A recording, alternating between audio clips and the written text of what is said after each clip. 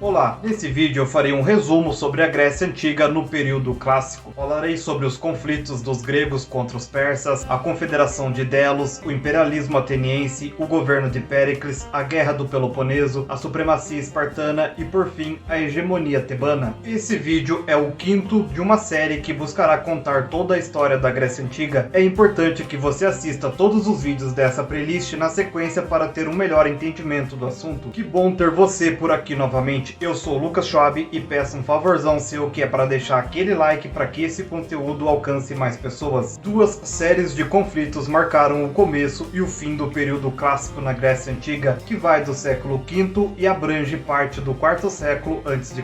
Em 490 a.C. tinha início as guerras greco-pérsicas. Vencido o inimigo asiático, as polis gregas se envolveram em conflitos fratricidas que só terminaram em 362 a.C.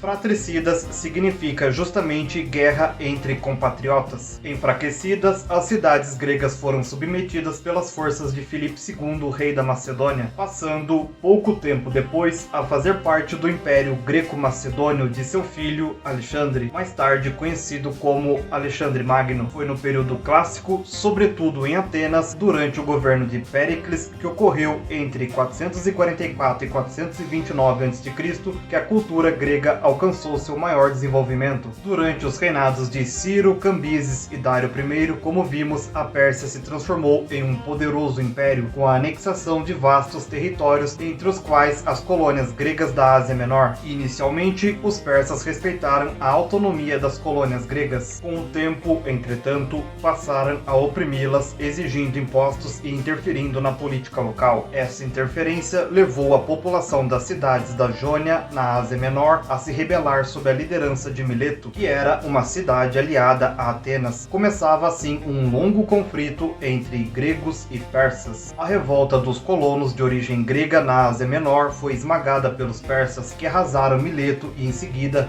submeteram a Trácia e a Macedônia em 492 a.C.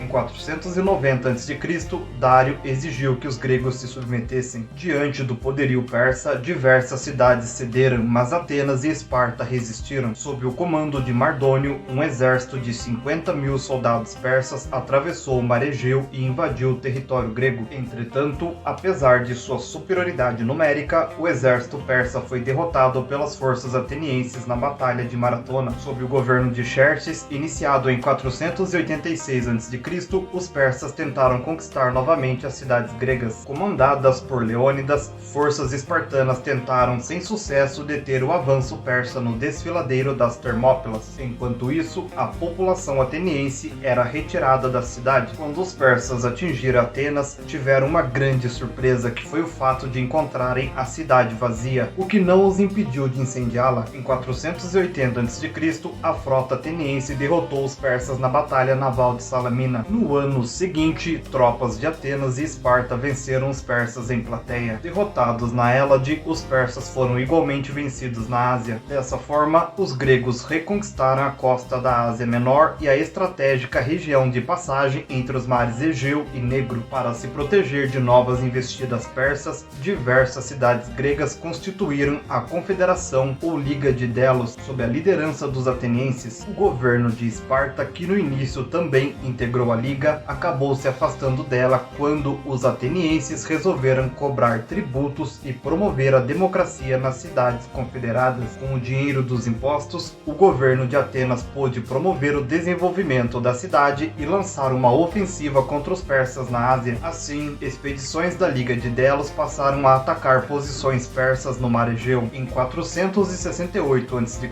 os gregos derrotaram o inimigo na foz do rio Eurimedonte. 20 anos depois, em 448 a.C., pelo Tratado de Susa, os persas reconheceram a hegemonia grega na região. No final das guerras com os persas, Atenas tinha se tornado a cidade mais poderosa da Hélade, o que estimulou os atenienses ao imperialismo. Assim, os aliados passaram a ser tratados como súditos e foram proibidos de se desligar da Confederação de Delos. Além disso, a contribuição das cidades confederadas tornou-se obrigatória. Os que se revoltavam eram subjugados. Em 450 a.C., o tesouro da Confederação foi transferido das da cidade de Delos para Atenas, passando a ser gasto na sua reconstrução e modernização. O auge do domínio ateniense ocorreu no governo de Péricles, que aperfeiçoou a democracia. Para facilitar a participação dos menos abastados, os integrantes dos tribunais e da Assembleia passaram a ser remunerados. Além disso, foram diminuídas as restrições de origem social para fazer parte do arcontado. Com o dinheiro da Confederação, Péricles promoveu obras para embelezar a cidade e melhorar sua defesa. Seu governo foi assessorado por muitos intelectuais, como o escultor Fídias, o poeta trágico Sófocles, o historiador Heródoto e o filósofo Anaxágoras, seu principal guia intelectual. A hegemonia ateniense provocou a rivalidade de outras polis, como Tebas, Megara, Corinto e principalmente Esparta, que, para se opor à rival, organizou a Liga do Peloponeso, reunindo diversas cidades. Essa rivalidade acabou se transformando em guerra. O estopim foi a revolta da colônia de Córcira contra a cidade de Corinto,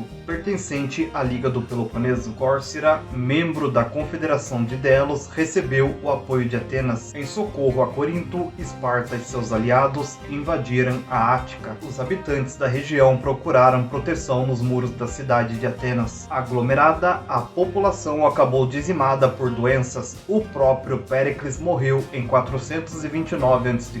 Essa primeira fase da guerra durou 10 anos. Em 421 a.C., atenienses e espartanos assinaram a Paz de Nícias, que durou só até 413 a.C., quando forças atenienses organizaram uma expedição contra Siracusa, aliada de Corinto na região da Sicília, na Magna Grécia. A expedição, porém, foi derrotada por forças espartanas. Em 404 a.C., na Batalha de Egospótamos, os espartanos venceram definitivamente os atenienses, que tiveram os muros de sua cidade destruídos e perderam sua poderosa esquadra. Tinha início a hegemonia de Esparta no mundo grego. A supremacia espartana sobre as outras cidades foi mais opressiva do que exercida pelos atenienses. Internamente, o crescimento econômico de Esparta difundiu entre seus cidadãos o gosto pelo luxo. O número de escravos aumentou e os libertos que participaram da Guerra do Peloponeso começaram a exigir melhores condições de vida. Uma nova ofensiva contra os persas foi iniciada na Ásia. Sem conseguir contornar os problemas internos, os espartanos assinaram um acordo de paz em 387 a.C., pelo qual os persas retomaram o domínio sobre a costa da Ásia Menor. Com inúmeras dificuldades, a oligarquia espartana pôde evitar que os atenienses organizassem uma nova liga marítima e reconstruíssem seus muros. Entretanto, a polis que mais se beneficiou com a nova liga foi Tebas, que acabou impondo sua hegemonia às outras cidades gregas. Assim, em 371 a.C., na Batalha de Leuctras, os soldados tebanos venceram o exército espartano. Em seguida, os tebanos ajudaram os messênios a se libertarem do domínio espartano e submeteram a Tessália, a Trácia e a Macedônia. Mas, ao organizar uma marinha de guerra, atraíram a oposição ateniense. Em 362 a.C., atenienses e espartanos, agora reconciliados, derrotaram os tebanos. As guerras enfraqueceram tanto as cidades gregas que a partir de então nenhuma delas foi capaz de impor sua hegemonia sobre as demais. Estavam criadas as condições para que Filipe da Macedônia conquistasse toda a região. No próximo vídeo eu falarei sobre a cultura na Grécia Antiga. Se você é novo por aqui, aproveite e inscreva-se no canal para ter acesso a esse conteúdo em primeira mão. E me segue também nas outras redes sociais que estão aparecendo na tela, pois eu estarei postando conteúdos por lá que irão complementar os conteúdos aqui do canal. Comente algo que você acha que deveria ter sido falado no vídeo e que eu acabei deixando sem mencionar. Se ficou alguma dúvida, deixe nos comentários que eu responderei. Lembre-se que esse vídeo é uma síntese e que para você aprender mais a fundo é preciso ler. Pensando nisso, eu deixarei duas sugestões bibliográficas para você se aprofundar no tema. Todos os livros indicados possuem links na descrição, caso você queira adquirir essas obras em promoção. Espero do fundo do coração ter contribuído para a sua aquisição de mais conhecimentos. Sou imensamente grato pela sua atenção até aqui. Nos vemos no próximo vídeo sobre a cultura grega. Um grande abraço e tchau, tchau.